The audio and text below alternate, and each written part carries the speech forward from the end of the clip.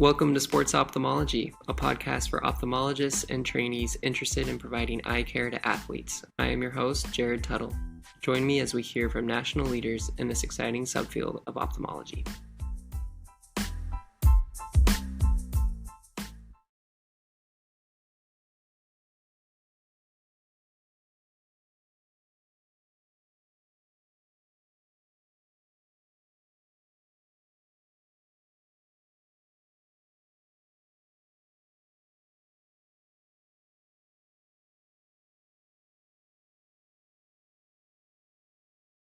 All right, Dr. Harper, thanks for joining us today.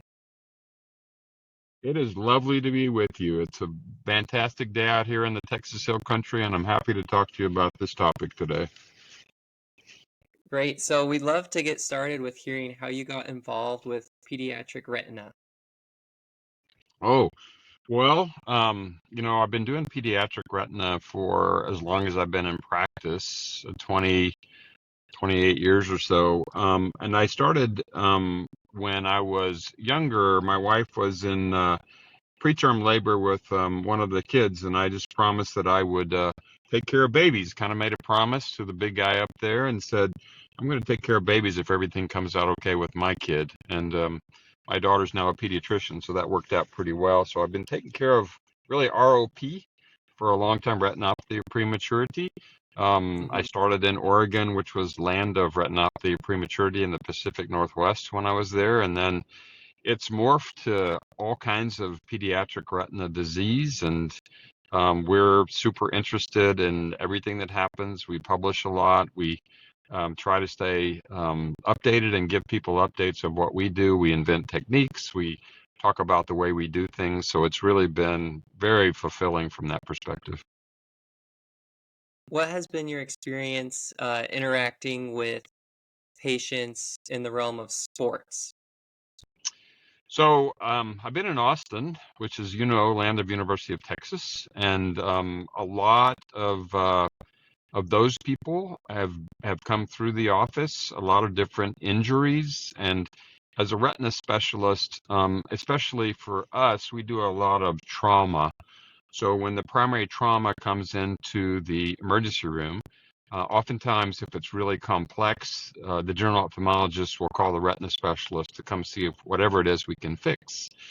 My very first case, like one of the first, I was in Austin for maybe 3 or 4 days. I started on July 1 of 1995, and I think 3 or 4 days into my practice, they called me from the emergency room and they said, "Hey, the Oakland Raiders were scrimmaging with the Dallas Cowboys, and this guy's got a really serious eye injury. He was a center for the Raiders." And so what happened to him was one of the Cowboys had reached up underneath the helmet and basically ruptured his globe. And so as one of my first cases that I ever operated on, it was a 12 millimeter laceration in the center for the Oakland Raiders. And so it was pretty traumatic, but we fixed it. And he had a somewhat functional eye after that. He had limited vision, so he couldn't really play football anymore, but we did manage to preserve his eye. Wow, that's a wild story. Yeah, we have a lot of those. And then, the baseball stories, we run into a lot of baseball players, especially pitchers and shortstops. When the ball's coming super fast, sometimes they'll get the ball will end up in their orbit, and sometimes with ruptured globe, sometimes with just commotio retina. And so we see a lot of baseball players, soccer players, lots of macular holes in soccer players from direct injury in kids, which is interesting because they close oftentimes by themselves 60 to 70% of the time. We see, I have my friend is the volleyball coach for the University of Texas women's volleyball team, who are the current national champions as of last week. They're a fantastic congratulations. team. Yeah, that's really exciting. His name is Jared Elliott, and when they have issues with whatever issues they have with their eyes, they always come to see me, and I'm happy to take care of them. And then there's a lot of kids with different sports injuries that come into the office. So we see kind of all kinds of sports that come through.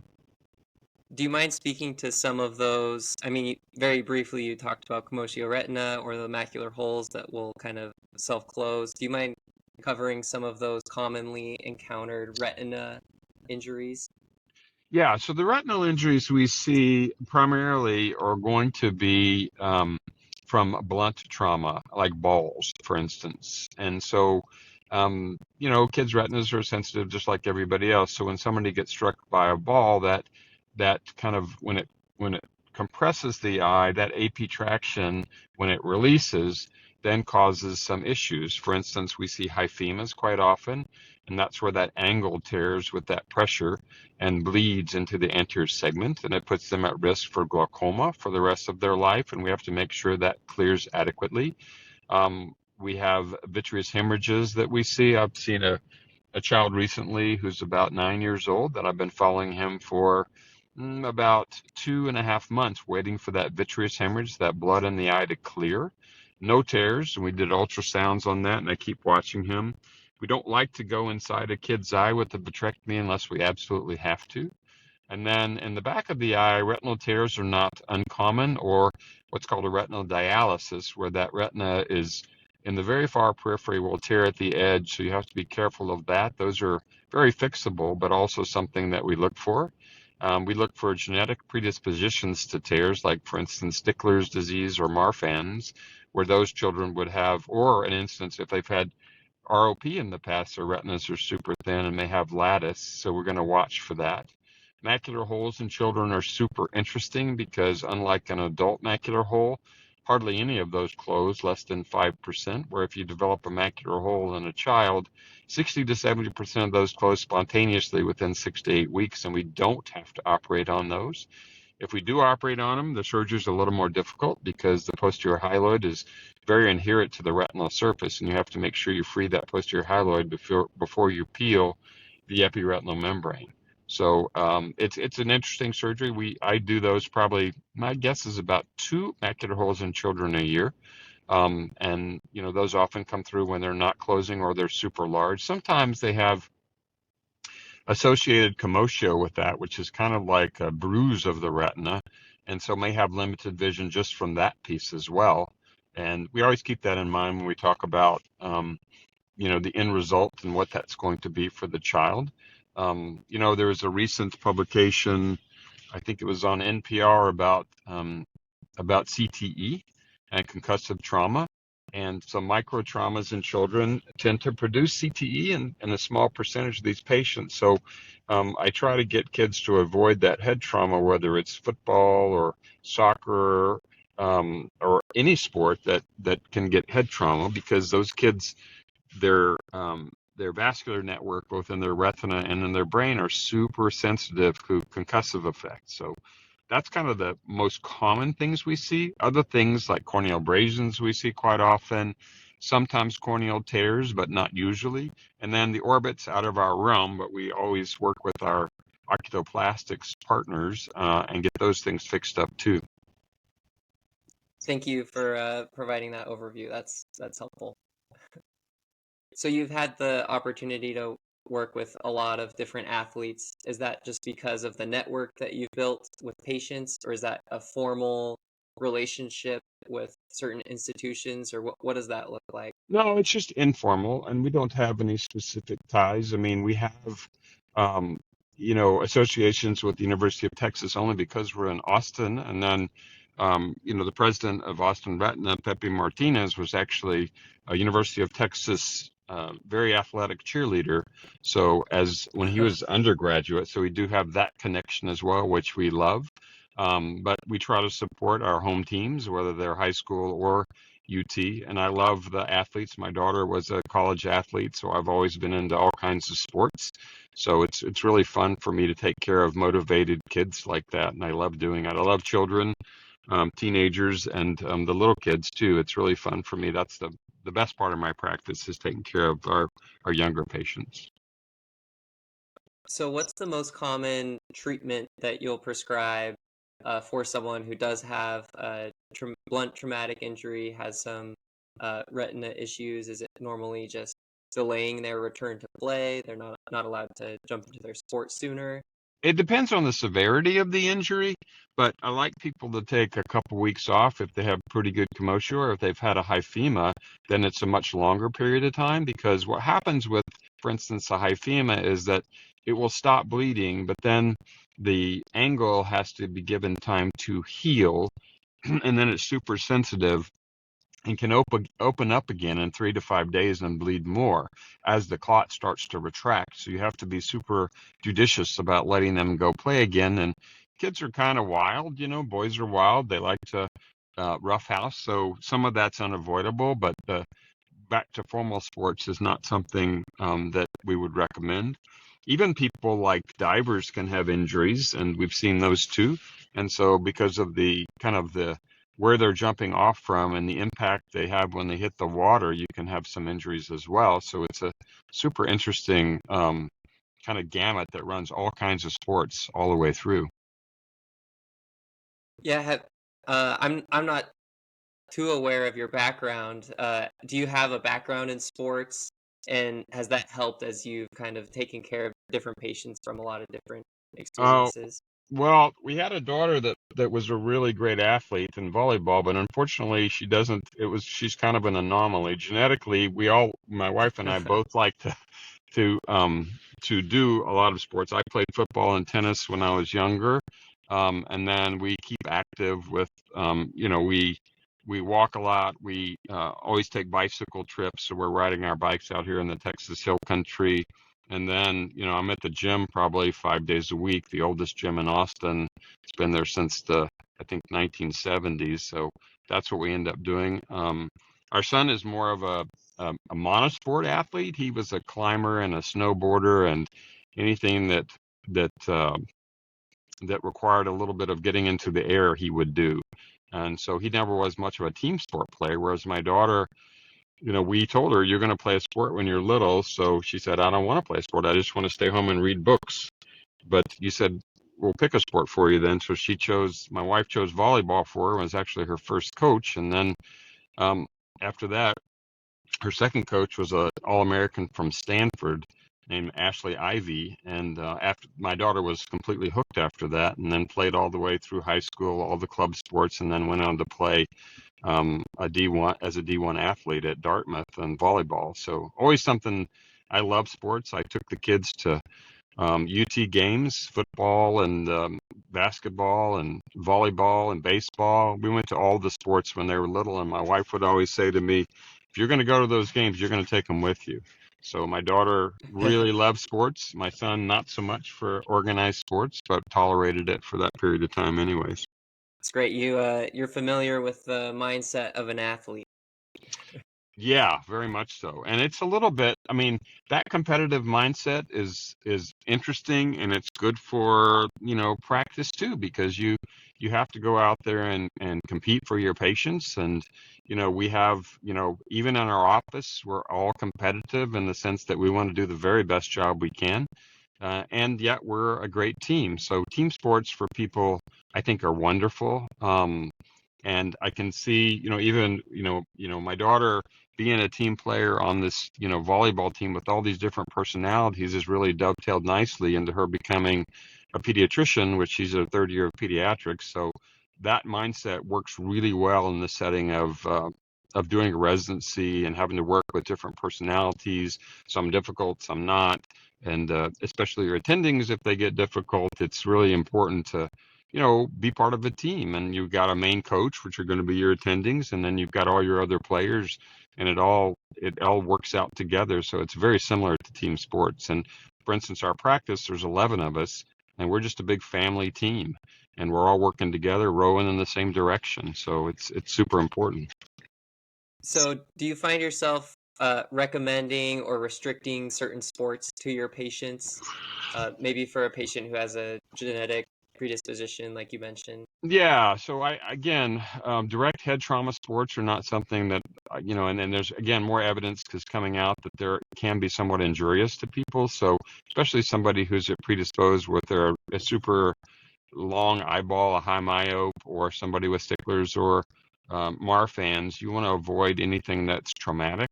But I don't restrict them. I think that's the parents' job. I can advise them, but mainly it's the parents who need to make that decision to go to the next level of whatever sport they're playing.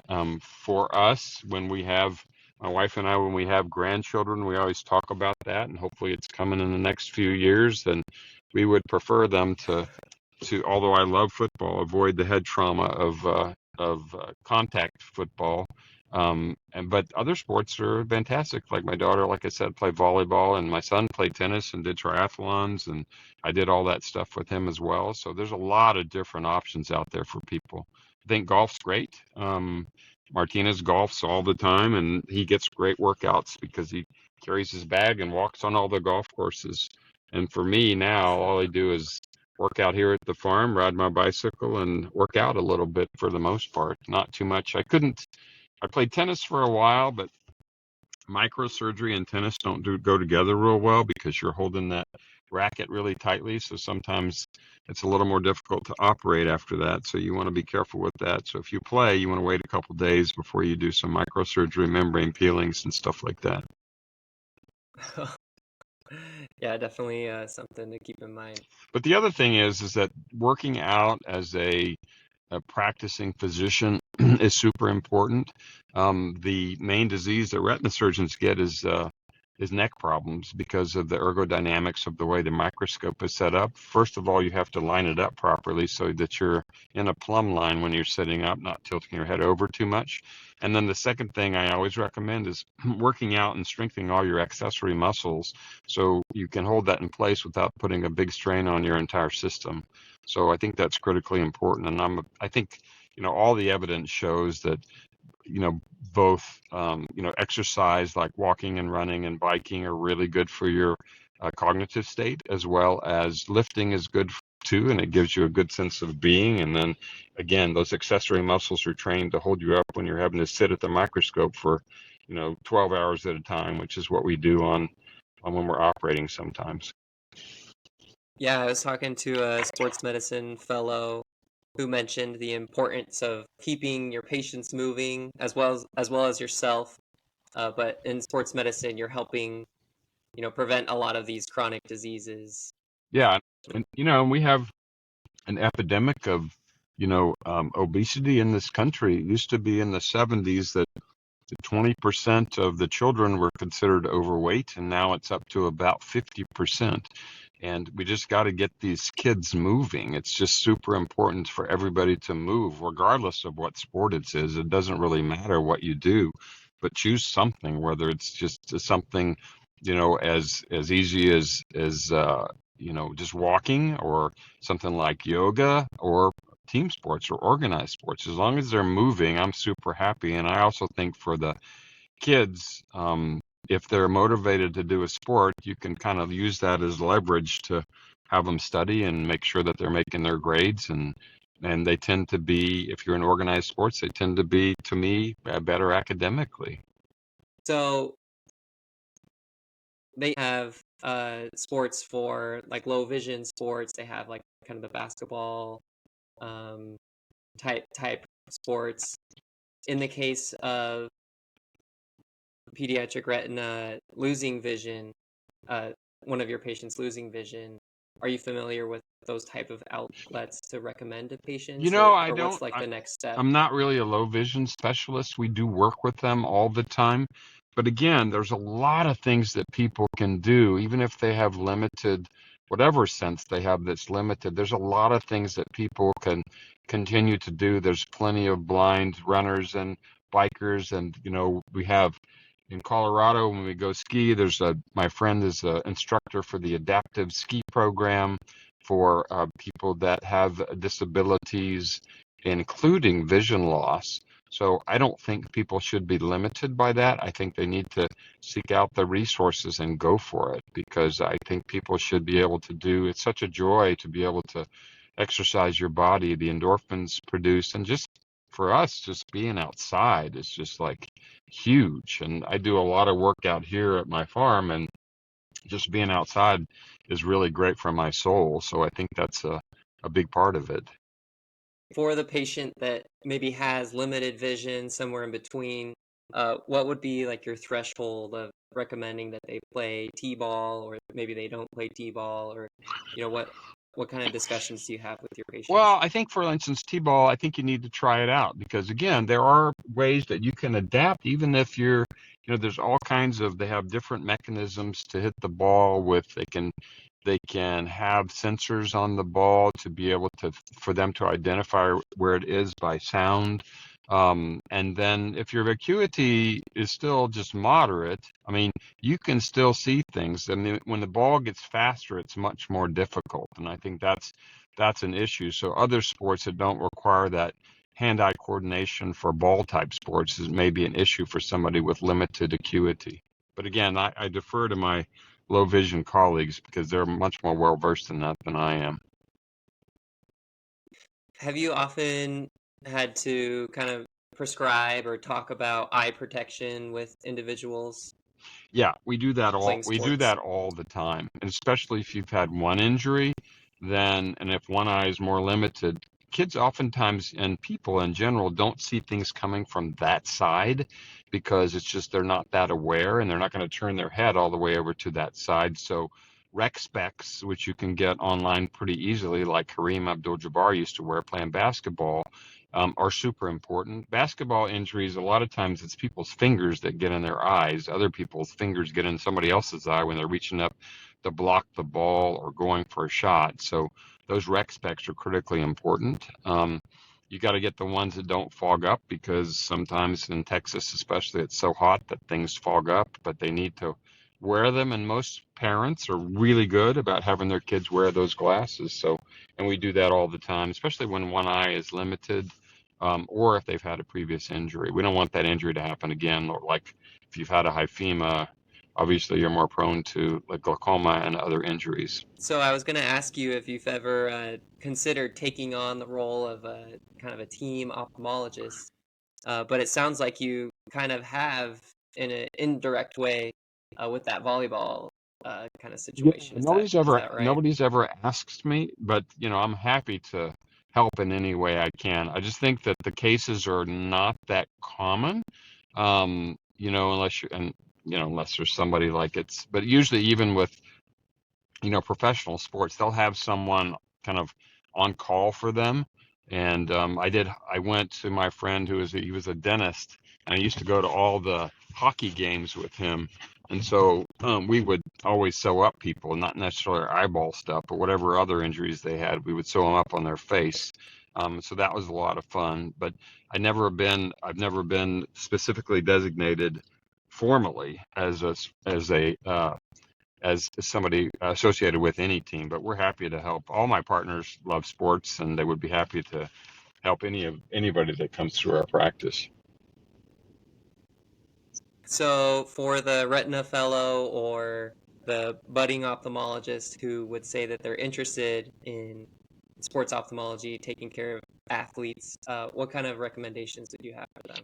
So I think it'd be really if I was thinking about it, I almost did a fellowship in sports medicine. I thought about it, doing family practice and then doing sports medicine. But I think what I would do is try to figure out a different study that I could do of injury in different sports, and I would see if I could access a university system to see if you could identify the percentage of injuries of a particular sport. And I think those would be great papers to write. Once you have your name on a paper like that, then people will see you as a expert, and then obviously they can come to you with those injuries. That's the way I would do it if I was starting out doing it. You mentioned that a lot of the cases are pretty uncommon.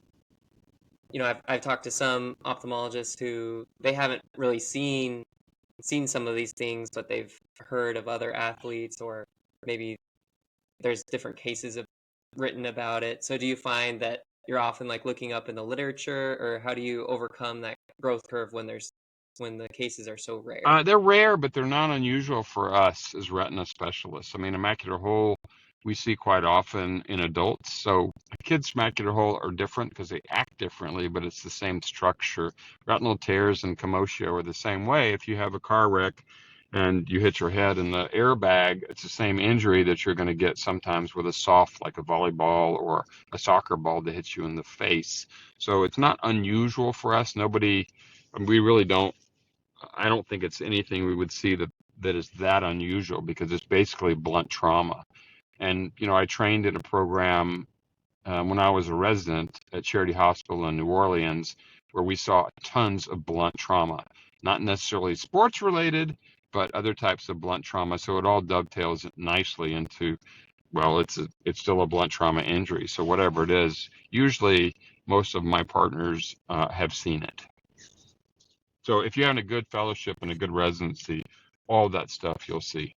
So it's Got about it. volume basically, and you'll see that volume coming through usually in an emergency room when something happens and they'll have some acute injury. Let's say in the case of a car accident, there's some blunt Mm-hmm. trauma. Let's say they're not referred to ophthalmology. They don't notice anything significant in their vision. Are there subclinical retinal changes that happen from that trauma, and how do they manifest down the Yeah, road, they can be. I basically? mean, for instance, if you're a young person and you're in an airbag injury, you can get a PVD, a posterior vitreous detachment, much earlier in life than you might if you didn't have that significant airbag injury. So retinal tears, retinal hemorrhages, um, vitreous hemorrhage, retinal detachment, all that stuff. And it's part of our history taking. So if somebody comes in and they're young and they have a retinal detachment, the question is why? Because most people don't get retinal detachments when they're younger. So that may be genetic, or it could be some traumatic injury from 2 months ago that they didn't think about to bring up. So part of your history taking process is to elicit those particular things. All right, Dr. Harper. One last question for you. Um, what is your favorite sport, and do you have a favorite sports team? So my favorite sport to watch is volleyball, women's volleyball. And I have to say, my favorite sports women's volleyball team is University of Texas Longhorns. They are fantastic.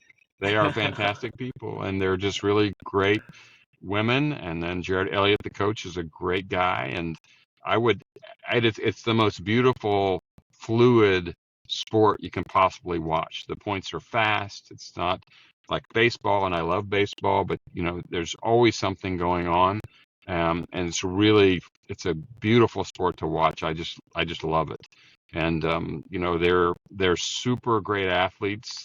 They are amazingly, we used to go down to the court after the games with my daughter, and I'm 6'2", and my daughter was 5'8.5", and they were towering over me, and they're Yeah. so tall and so athletic. They're just phenomenal people and just so nice. Everybody is so nice, and I just love that sport.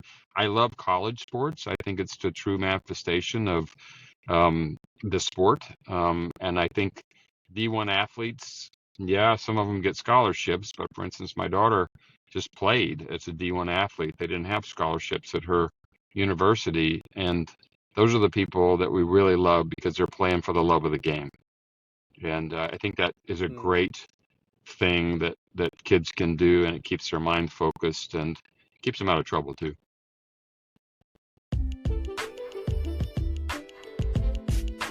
Thank you for listening to Sports Ophthalmology. To stay connected and learn more, you can find us on Twitter, YouTube, and at our website, sportsophthalmology.com.